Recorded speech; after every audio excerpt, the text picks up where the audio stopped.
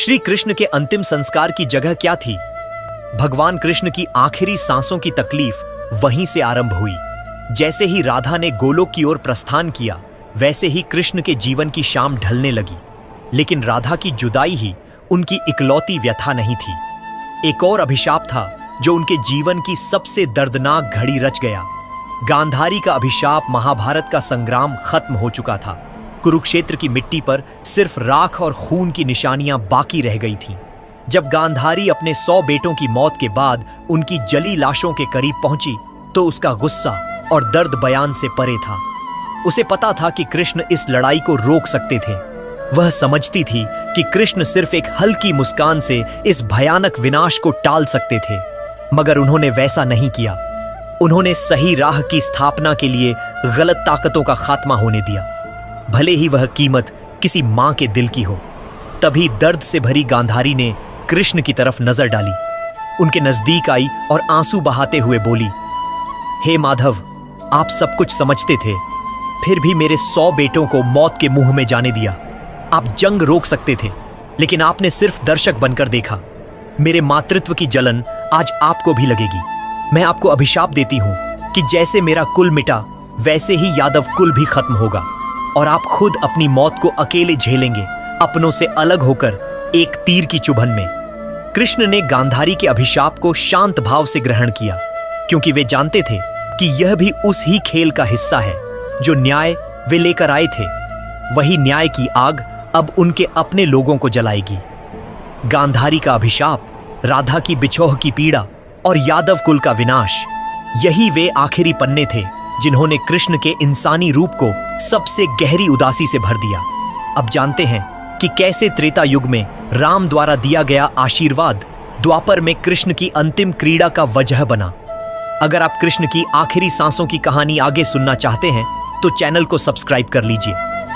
त्रेता युग का वह दौर था जब राम ने रावण का संहार कर अयोध्या वापस आकर आदर्श शासन की नींव रखी थी। एक शाम अयोध्या के आसपास एक तपस्वी राक्षस आया। उसका नाम जरा था।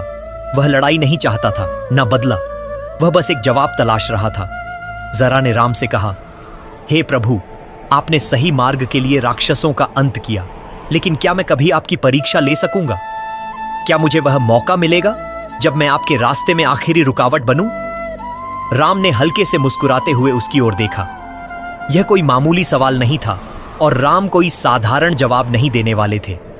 राम ने कहा, जब मैं द्वापर में कृष्ण अवतार लूंगा, तब तू इंसान के रूप में जन्म लेगा और वही जीवन तुझे वह मौका देगा जिसकी तू आज मांग कर रहा है। तेरे ही हाथों से मेरी क्रीड़ा इस दुनिया में समाप्त होगी। यह मेरा वादा है। जरा सिर झुकाकर चला गया। उसे नहीं पता था कि वह वादा युगों बाद एक बड़े रहस्य का आधार बनेगा। वक्त गुजरता रहा, युग बदले और द्वापर में वह वादा धीरे धीरे कृष्ण के अंतिम पलों की ओर बढ़ने लगा। जब क्रीड़ा पूरी हो चुकी थी और ब्रह्मांड का सबसे बड़ा प्रेमी अपनी सबसे गहरी तन्हाई में डूब चुका था, वह द्वारका का अंतिम समय था। सब कुछ खत्म हो चुका था। यादव कुल का विनाश, युद्ध की गूंजती चीखें और अपनों की ही तलवारों से टूटा हुआ कल। कृष्ण अब एकदम अकेले थे। न सुदर्शन चक्र उनके साथ था, न अर्जुन, न राधा, उनके दिल के सबसे करीब वाली रूह। कृष्ण एकांत में द्वारका से काफी दूर एक शांत जंगल में पहुंचे। वहां एक पुराना बरगद का पेड़ था। उसी की छांव में बैठ गए। उनके गले में वही बांसुरी लटकी थी जो कभी राधा के लिए गूंजती थी। धीरे से आंखें बंद की और बांसुरी के स्वर हवा में फैलने लगे। स्वरों में दुख था, छटपटाहट थी और राधा के नाम की गुहार। उनकी उंगलियां थरथरा रही थीं, लेकिन धुन राधा की ही थी।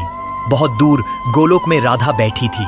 परमधाम की ऊंची सीढ़ियों पर जैसे ही उस बांसुरी की आवाज वहां पहुंची, राधा की आंखों से आंसुओं की धारा बहने लगी।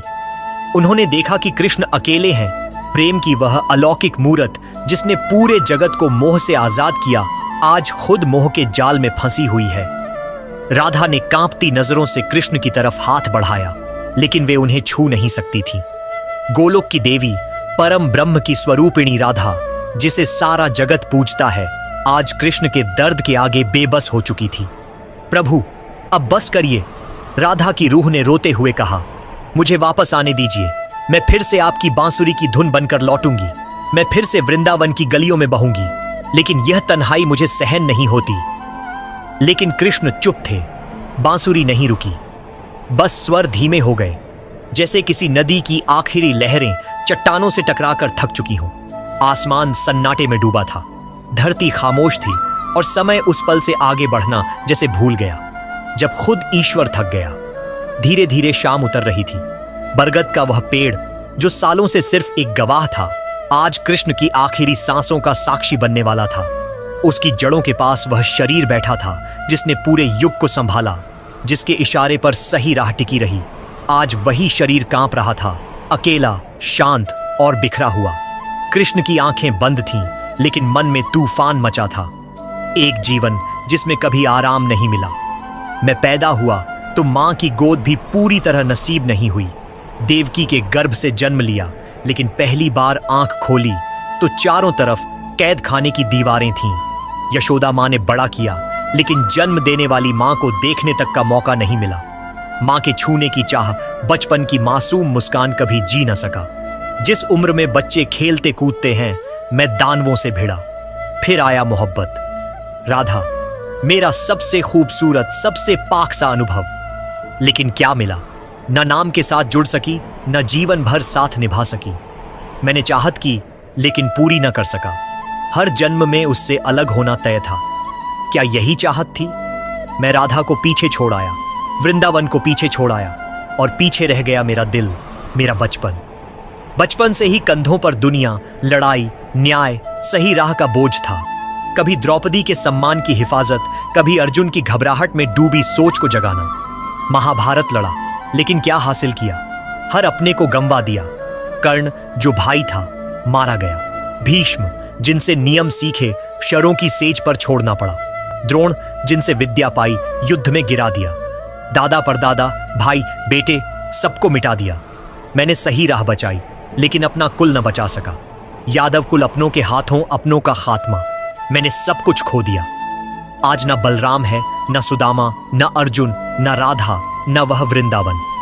मेरे पास है तो सिर्फ एक बांसुरी, जिसे अब सुनने वाले कान नहीं बचे। अब जब बजाता हूं तो हर धुन में राधा की याद दर्द बनकर लौटती है। आज मैं हार गया हूं। जगत को सिखाते सिखाते मोहब्बत की छोड़नी पड़ी। मां मिली, दूर हो गई। भाई मिले, संग्राम में गंवा दिए। सत्ता मिली, लेकिन खुशी कभी ना आई। इतना सब झेलने के बाद भी आज मेरी आखिरी सांसें हैं, और मैं अकेला हूं इस बरगद के नीचे, जहां कोई नहीं सिवाय मेरी टूटी बांसुरी के। शायद अब यही सही है। शायद अब राधा के पास वापस जाने का वक्त आ गया है। शायद अब मैं भी सुकून का हकदार हूं। धीरे से कृष्ण बांसुरी को होंठों से अलग करते हैं और दोनों हाथों से उसे दबाते हैं। एक हिस्सा बांसुरी का टूट जाता है। राधा की याद कृष्ण की रूह के साथ टूटकर उस बरगद के नीचे कहीं गुम हो जाती है।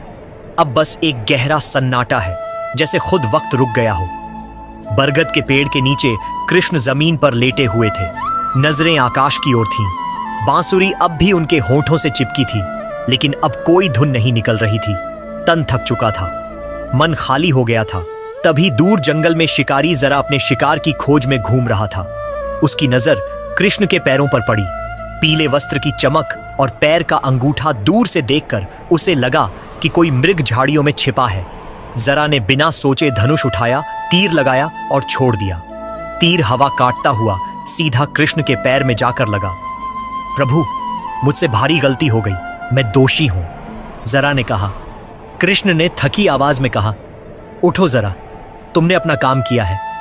ये वही पल था जब मुझे अपना तन छोड़ना था। ये तुम्हारा नहीं, मेरे कर्मों का नतीजा था। तुम सिर्फ माध्यम बने। जरा बिलख बिलख कर रोने लगा। कृष्ण ने आंखें बंद की। मैंने जन्म लिया, अपने कुल को मिटते देखा, सही राह के लिए अपनों को गंवाया। हर जीवन में मोहब्बत पाई, लेकिन उसे पूरा न कर सका। लेकिन आज अब आराम का समय है। धीरे धीरे उनकी आवाज कम होती गई।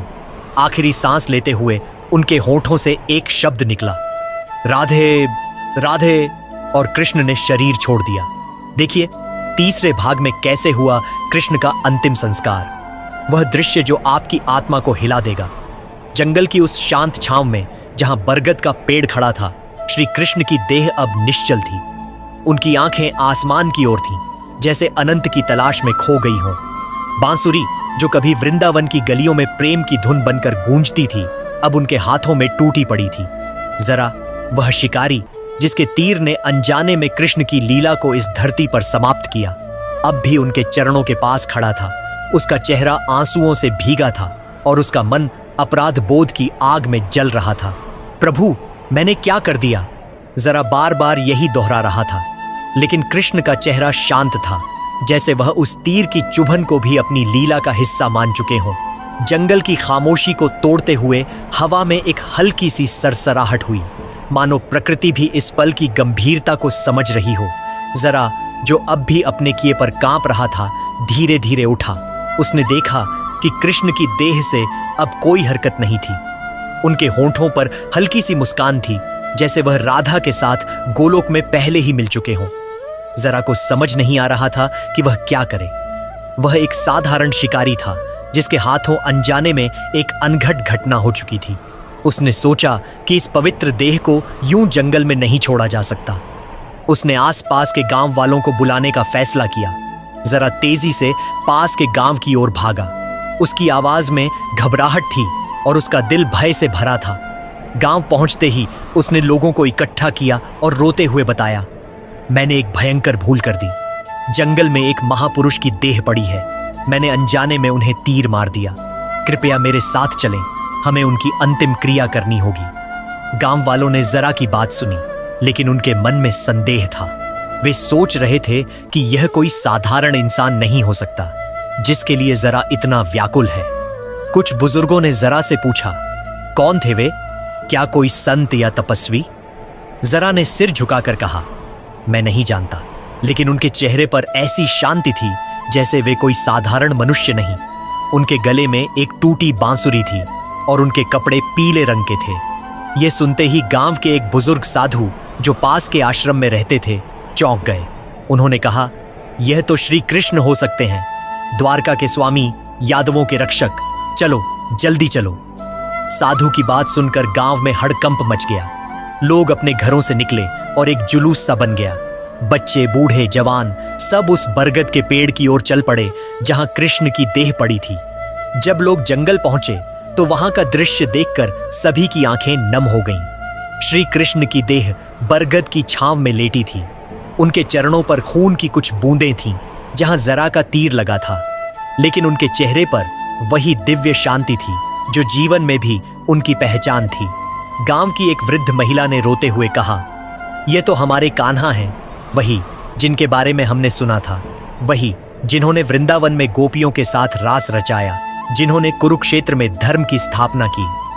लोग उनके चरणों में झुक गए। कुछ ने उनके पैर छुए, कुछ ने उनके चेहरे को देखकर प्रणाम किया। साधु ने आगे बढ़कर कहा, हमें उनकी अंतिम क्रिया के लिए तैयारियां करनी होंगी। यह कोई साधारण देह नहीं है, यह उस परमात्मा का शरीर है जिसने इस युग को चलाया। हमें पूरी श्रद्धा और विधि विधान से उनकी अंतिम यात्रा करनी होगी। गांव वालों ने साधु की बात मानी और तुरंत जुनबेई शुरू कर दी। कुछ लोग लकड़ियां इकट्ठा करने गए, कुछ ने पवित्र जल लाने के लिए पास की नदी की ओर प्रस्थान किया। जरा अब भी एक कोने में खड़ा था, अपने अपराध के बोझ तले दबा हुआ। साधु ने उसे देखा और कहा, जरा, तुम्हें खुद को दोषी मानने की जरूरत नहीं। तुम सिर्फ उस लीला का हिस्सा बने जो पहले से लिखी जा चुकी थी। यह कृष्ण की इच्छा थी कि उनका अंत इस तरह हो। गांव वालों ने मिलकर एक चंदन की चिता तैयार की। उन्होंने पास की नदी से पवित्र जल लाकर कृष्ण की देह को स्नान कराया। एक युवती ने अपने घर से सुगंधित फूल लाकर उनकी देह पर चढ़ाए। एक बूढ़ा कारीगर जो बांसुरी बनाने में माहिर था ने टूटी बांसुरी को देखा और रोते हुए कहा, यह वही बांसुरी है जिसके सुरों ने वृंदावन को मोहित किया था। इसे भी प्रभु के साथ अंतिम यात्रा में रखा जाए। उसने बांसुरी को बड़े जतन से कृष्ण की देह के पास रखा।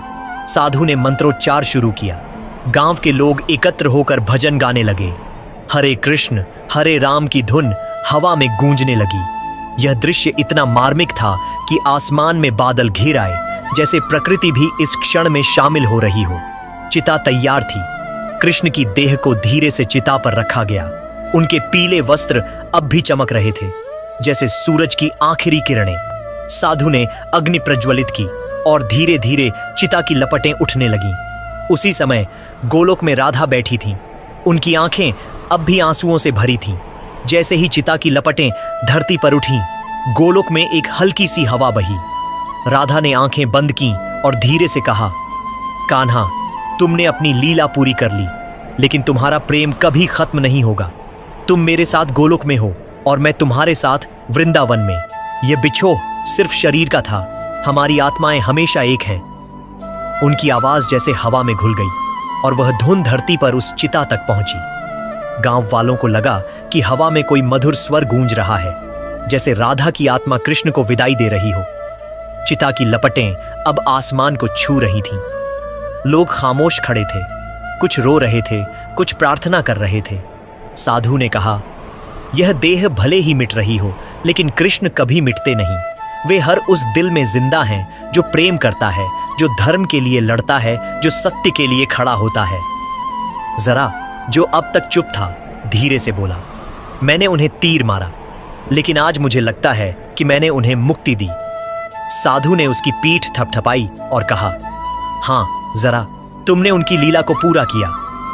जैसे जैसे चिता की राख ठंडी होने लगी, लोग धीरे धीरे अपने घरों की ओर लौटने लगे, लेकिन उनके मन में एक गहरी शांति थी। उन्हें लगा कि उन्होंने उस परमात्मा की अंतिम यात्रा में हिस्सा लिया जिसने उनके लिए अनगिनत बलिदान दिए। बरगद का पेड़ अब भी खड़ा था, जैसे वह इस पवित्र घटना का साक्षी बनकर हमेशा वहां रहेगा। श्री कृष्ण की कहानी यहीं खत्म नहीं होती। उनकी लीला, उनका प्रेम, उनकी बांसुरी के स्वर आज भी हर उस आत्मा में गूंजते हैं जो प्रेम और सत्य की राह पर चलती है। द्वारका का वह राजा, वृंदावन का वह ग्वाला और कुरुक्षेत्र का वह सारथी आज भी हमारे बीच है, हमारे भजनों में, हमारी कहानियों में, हमारे दिलों में। अब इस कहानी को और गहराई से समझने के लिए अपने विचार हमारे साथ साझा करें। नीचे कमेंट करें और बताएं कि श्री कृष्ण की यह अंतिम यात्रा आपको कैसी लगी। क्या इस कहानी ने आपके दिल को छुआ? अगर हाँ, तो चैनल को सब्सक्राइब करें और इस कहानी को अपने दोस्तों के साथ शेयर करें। हरे कृष्ण हरे राम,